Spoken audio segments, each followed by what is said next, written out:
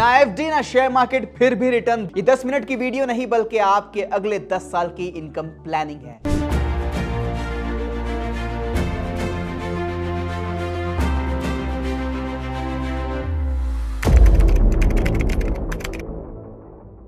नमस्कार, मैं हूं शुभम और बॉस वाला हिंदी में आप सबका स्वागत है। और देखो, जब भी बात होती है ना फिक्स इंटरेस्ट की, तो भैया हमारे दिमाग में एक ही बात आती है कि एफडी करवा ले या फिर सरकारी स्कीम में डाल दे। पर एफडी में इंटरेस्ट है 6 से 7% और सरकारी स्कीम में 7 से 8%, लेकिन सरकारी स्कीम में लॉक इन थोड़ा ज्यादा हो जाता है। पर इस समस्या का समाधान मैं लेकर आ चुका हूं और इसका नाम है कॉर्पोरेट बॉन्ड्स। आज की वीडियो में हम कॉर्पोरेट बॉन्ड्स को बिल्कुल बेसिक से लेकर एडवांस तक समझेंगे, लेकिन उसके पहले अगर आपने बॉस वाला हिंदी को सब्सक्राइब नहीं किया, प्लीज सब्सक्राइब कर दो, बेल आइकन को प्रेस कर दो और वीडियो को शुरू करते हैं। सबसे पहले जानते हैं कि कॉर्पोरेट बॉन्ड होता क्या है। यारो, अगर सीधी भाषा में कहूं तो कॉर्पोरेट बॉन्ड मतलब किसी कंपनी को दिया गया लोन। हाँ जी, देखिए, जब किसी बड़ी कंपनी को पैसों की जरूरत होती है तो उसके पास सिर्फ 2 ऑप्शन होते हैं। सबसे पहला होता है कि वो किसी बैंक से लोन ले ले। अक्सर ये जो बड़ी कंपनीज होती है वो बैंक के पास नहीं जाती है, वो बॉन्ड इशू कर देती है। हाँ जी, सुना होगा आपने कि इस कंपनी के बॉन्ड्स मैंने खरीद लिए, मैं खरीदने वाला हूं।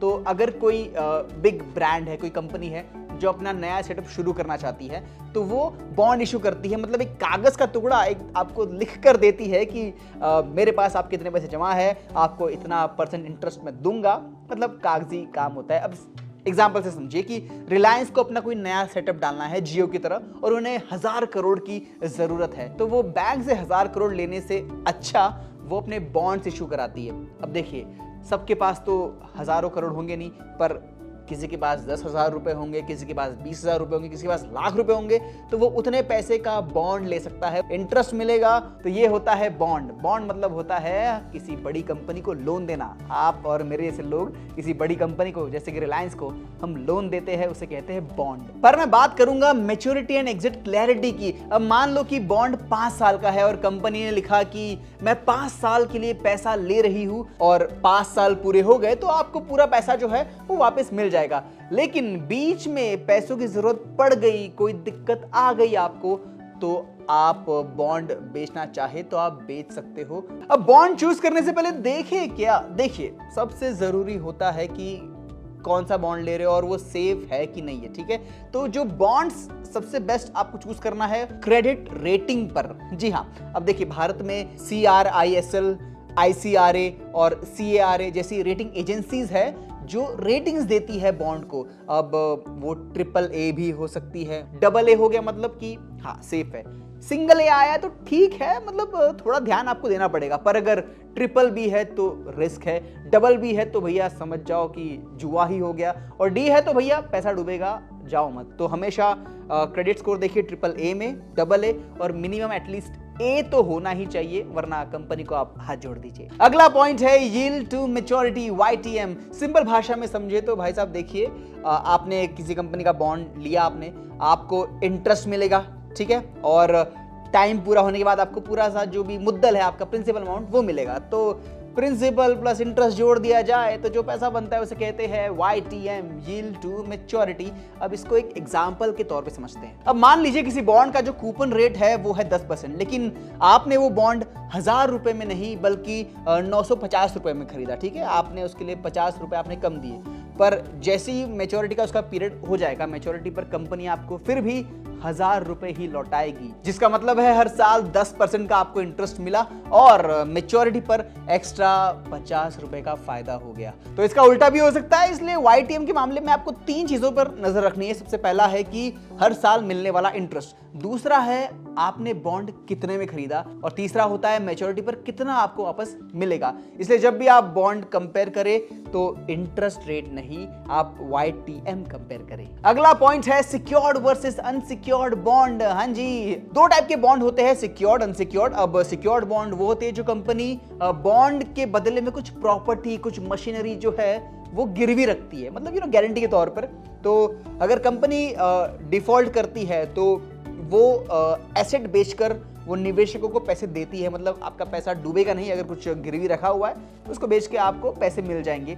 तो यहाँ रिटर्न थोड़ा कम होता है, लेकिन नींद आपको चैन की आएगी कि भैया कुछ हो गया तो मुझे मेरे पैसे जो है वापस मिल जाएंगे। सोचो जरा, अगर कल आपके साथ कुछ हो जाए तो आपके परिवार का फ्यूचर सिक्योर रहेगा या स्ट्रगल करेगा? इस सवाल का एक सिंपल सोल्यूशन है टर्म इंश्योरेंस। सिर्फ 400 से 500 पर मंथ से आप ले सकते हैं करोड़ों का लाइफ कवर। मतलब छोटा सा प्रीमियम लेकिन परिवार के लिए बड़ा प्रोटेक्शन। और सबसे अच्छी बात, पॉलिसी बाजार के साथ आपको मिलती है 51 ट्रस्टेड इंश्योरेंस पार्टनर और अप टू 15% डिस्काउंट भी। अब बात करते हैं हेल्थ इंश्योरेंस की। हॉस्पिटल का बिल आजकल लाखों में जाता है, लेकिन 400 से 500 पर मंथ में आप ले सकते हैं करोड़ों का हेल्थ कवर। पॉलिसी बाजार देता है up to 25% discount, 30 minute claim support और साथ ही डेडिकेटेड रिलेशनशिप मैनेजर जो हर स्टेप पर आपको गाइड करेगा। मतलब लाइफ का रिस्क भी कवर, हेल्थ का खर्चा भी कंट्रोल। आज ही पॉलिसी बाजार पर जाकर कंपेयर करो, चूज करो और अपने फ्यूचर को सिक्योर करो, क्योंकि स्मार्ट लोग प्रोटेक्शन को डिले नहीं करते। अब सिक्योर्ड बॉन्ड कौन सी कंपनी इश्यूज कराती है? तो पावर फाइनेंस कॉर्पोरेशन हो गया, पीएफसी, REC लिमिटेड हो गया, NHAI जो हाईवेज वगैरह बनाते हैं। तो ऐसी कुछ कंपनियां हैं जो बॉन्ड्स इशू कराती है, पर ये कुछ गिरवी रखती है। तो अगर आपको रिटर्न्स कम मिल रहे कोई बात नहीं, पैसा सेफ है, नींद अच्छी आएगी। नंबर 2 है अनसिक्योर्ड बॉन्ड। यहाँ कुछ भी गिरवी नहीं होता, यहाँ रिस्क ज्यादा होता है कि रातों की नींद जो है वो उड़ी रहेगी कि कंपनी अच्छा काम कर रही है कि नहीं कर रही, क्योंकि आप तो कंपनी में हो नहीं ना, तो बस आप भरोसे पे रहते हो। अब ऐसी कंपनीज जो है वो कुछ गिरवी नहीं रखती है, कोई ऐसा कुछ एसेट गिरवी नहीं रखती है जो कंपनी डूबने पर आपको उसे बेच के पैसे मिल जाए। रिस्क रहता है पर रिटर्न्स अच्छे मिलते हैं। तो मैंने क्या कहा, YTM चेक करके ही बॉन्ड में पैसे डालना। अब कौन सी कंपनी जो है वो अनसिक्योर्ड वाला खेल खेलती है? तो बजाज फाइनेंस हो गया, HDFC हो गया, मतलब मैंने L&T के नाम ले लो। बहुत सी कंपनीज है जो अनसिक्योर्ड जोन में आती है, पर रिटर्न्स आपको अच्छे मिलते हैं। और हमेशा भरोसे वाली कंपनी पर ही पैसा लगाए, उन्हीं के कॉर्पोरेट बॉन्ड्स आप खरीदे। अगला पॉइंट है कंपनी फाइनेंशियल हेल्थ। सबसे पहले देखो कंपनी प्रॉफिट में है या नहीं। अब देखिए, कंपनी लगातार प्रॉफिट कमा रही है, मतलब उनका बिजनेस जो जम के चल रहा है, आपको अच्छे पैसे मिलेंगे। वहां शायद रिटर्न कम मिल सकता है, पर आपको गारंटीड भी नहीं कहूंगा, पर आपको रिटर्न्स मिलेंगे, ये आपको चेक करना है। पर कोई दूसरी कंपनी जिसमें यार डेब्ट टू इक्विटी रेशियो ज्यादा है, मतलब डेब्ट मतलब होता है कि कंपनी ने कितना उधार लिया है, और इक्विटी का मतलब होता है कि मालिक का खुद का पैसा कितना है। अब भैया मालिक का पैसा जो है वो बहुत कम है और कर्जा जो है वो बहुत ज्यादा है। तो भैया ऐसी कंपनी को हमें हाथ जोड़ना है, इनमें हमें हमारा मेहनत का पैसा बिल्कुल नहीं डालना है। तो जब भी आप कॉर्पोरेट बॉन्ड लो तो आप चेक करना कि डेब्ट टू इक्विटी रेशियो क्या है। इक्विटी मतलब मालिक का जो पैसा है वो ज्यादा होना चाहिए और कर्जा कंपनी पे कम से कम होना चाहिए। अब कॉर्पोरेट बॉन्ड किसके लिए है? तो भाई साहब, कॉर्पोरेट बॉन्ड उस हर व्यक्ति के लिए है जो रेगुलर इनकम कमाना चाहता है, जो रिटायर हो चुका है, जिसको भी पैसों की जरूरत है and he got money, so he can invest in corporate bonds. Senior citizen हो गए, वो कर सकते हैं।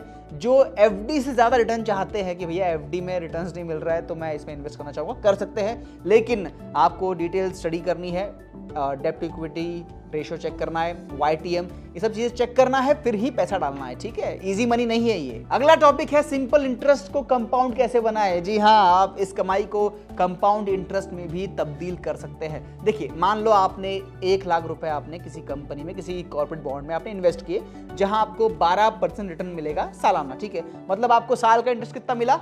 12,000 रुपए। बिल्कुल सही जवाब दिया आपने, मैथ्स आपकी बहुत अच्छी है। अब अगर आप ये 12,000 रुपए सिंपल खर्च कर देते हो तो ये हो गया सिंपल इंटरेस्ट। लेकिन अगर आपने इस 12,000 को काम पे लगाया तो भाई साहब ये कंपाउंड इंटरेस्ट की श्रेणी में आ जाएगा। मतलब आपने पैसे को दोबारा काम पे लगाया, उसने दोबारा पैसा कमा के दिया, तो ये हो गया पावर ऑफ कंपाउंडिंग। मतलब इंटरेस्ट पे भी आपने इंटरेस्ट कमा लिया। अगला टॉपिक है FD versus bond versus mutual fund. तीनों में से सही कौन सा है? शुभम तो बताएगा आपको कि देखो FD में रिटर्न कितना मिलता है, आपको फिक्स होता है, ठीक है?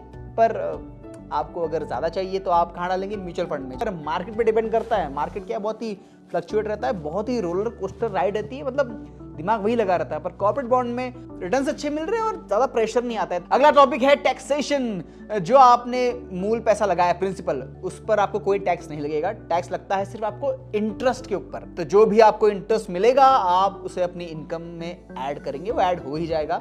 फिर आपकी टैक्स स्लैब के हिसाब से आप पर टैक्स लगेगा। लेकिन घबराने की बात नहीं है बिल्कुल भी। ITR भरते वक्त ये TDS एडजस्ट हो सकता है। और अगर आपने बॉन्ड मैच्योरिटी से पहले बेच दिया तो आपको टैक्स जो है वो कैपिटल गेन पे लगेगा। पर ये डिपेंड करता है कि वो लिस्टेड बॉन्ड था या फिर अनलिस्टेड बॉन्ड था। दोनों के कैलकुलेशन अलग है, इसमें आपके सीएज आपकी मदद कर पाएंगे। यार वो वीडियो पसंद आया होगा तो इसे प्लीज़ लाइक करो, अपने दोस्तों के साथ शेयर करो और चैनल को सब्सक्राइब करिए प्लीज़, लाल बटन को दबाइए। और कमेंट्स में आपको कोई भी सवाल है आप मुझे पूछ सकते हैं, आप कमेंट कर लीजिए। अगला वीडियो किस टॉपिक पर चाहिए ये भी आप मुझे कमेंट में बता सकते हो। शुभम उस टॉपिक पर वीडियो जरूर लाएगा। फिलहाल मिलते हैं अगले वीडियो में। Till then keep watching boss वाला हिंदी। बॉस वाला, बी द बॉस।